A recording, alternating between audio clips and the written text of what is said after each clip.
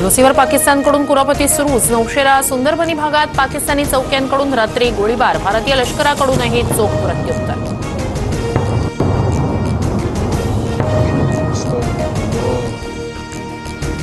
मोदी सरकारच्या निर्णयाला आरएसएसचं समर्थन। मोदींच्या प्रत्येक निर्णयात संघ साथ देईल। भागवत यांची भूमिका। सूत्रांची माहिती। पहलगाम हल्ल्यासंदर्भात भागवत यांची मोदींसोबत 1.5 तास चर्चा। सैन्याला कारवाईसाठी पूर्ण सूट। हल्ल्याचं लक्ष्य, वेळ आणि पद्धत लष्करानं निश्चित करावी। दहशतवाद्यांना सडेतोड उत्तर देणं आपला राष्ट्रीय संकल्प। तिन्ही सैन्य दलांसोबतच्या बैठकीत पंतप्रधान मोदींचे आदेश। आपल्याकडे वेळ कमी आणि लक्ष्य मोठं, मात्र वर्तमान स्थितीसाठी हे बोलत नाही।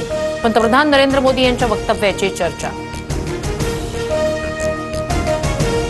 भारत पाकिस्तानात 4 दिवसात युद्ध होऊ शकतं। पाकिस्तान संरक्षण मंत्री ख्वाजा आसिफचा दावा। तर खोट्या बातम्या पसरवल्याबद्दल भारताकडून Khwaja आसिफचं Twitter account block.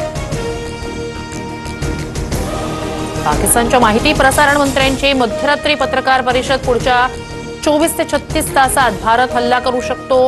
Ataullah तरारचा मोठा दावा। माजी मंत्री गुलाबराव देवकर यांच्या राष्ट्रवादी प्रवेशाला हिरवा कंदील। 3 मे रोजी अजित पवारांच्या उपस्थितीत पक्षप्रवेश। नागपूरमधील हिरणवार टोळीवर मकोका कायद्याअंतर्गत पोलीस कारवाई करणार। अंबाझरीतील कॅफे संचालक अविनाश भुसारी हत्याकांडात हिरणवार टोळीतील 17 आरोपींचा समावेश। क्रेडिट कार्ड बंद होणार। शुल्क भरा सांगून कल्याणमध्ये नोकरदाराला 12.5 लाखांचा गंडा। कोळसेवाडी पोलीस ठाण्यात गुन्हा दाखल।